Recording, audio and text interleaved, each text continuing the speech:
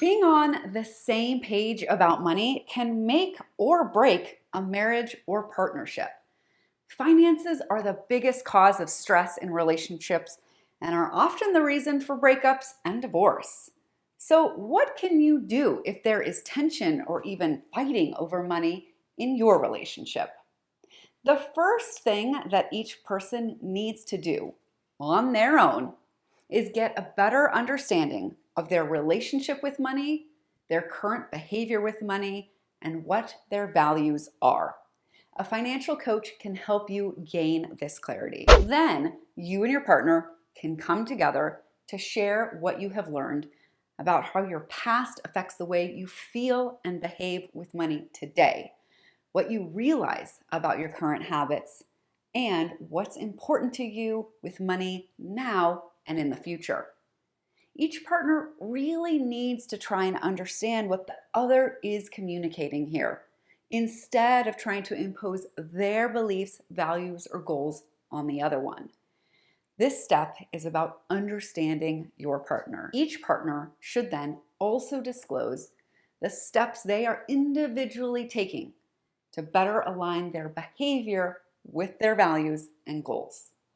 Plenty of us say that we want to accomplish something like saving up for the down payment on a house, but then act in contradiction and blow a bunch of money on an expensive, say, new car lease or purchase. And this isn't to say that if you have a goal, that every last dollar you earn that's not used to shelter or feed you has to go toward this goal.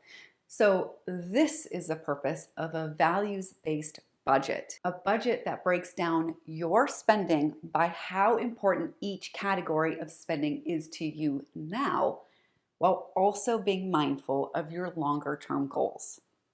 In this step, you and your partner share what your values-based budgets look like and how you plan to adjust your actions to spend in alignment with your budget. So at this point, you and your partner share what your values-based budgets look like and how you plan to adjust your actions to spend in alignment with your budget.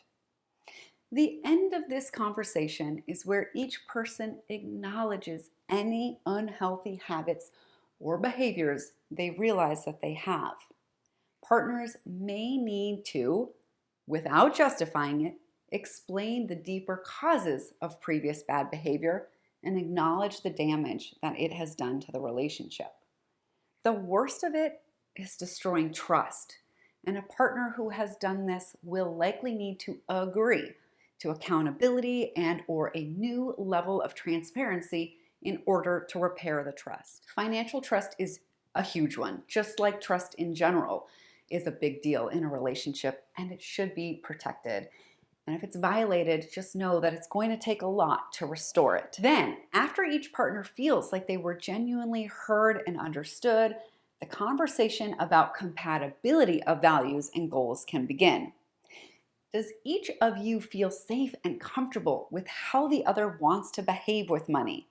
Is there a way to budget your spending that works for both people and gets them what they both want? Maybe some finances have to be separated out so that each person can pursue their own goals while some money goes to common expenditures. A financial coach can help you design a system where together you can each pursue your financial goals and spend in alignment with your values. Values are a big thing, and underneath it all, this is what I believe most couples are actually fighting about when they think they're fighting about money. Either each partner doesn't understand the other partner's values and they can make room for them once they do, or the values are so incompatible that they can't both be honored within this relationship. Sometimes this discussion illuminates that two people are financially incompatible. I've seen it happen, but most times it can be resolved by understanding both people's values and figuring out how to help them be respected and expressed in the relationship with the financial decisions that each person makes. Another important recommendation that I have for couples is regularly planned financial dates. These are the times that you set aside weekly or monthly, depending on what the couple decides.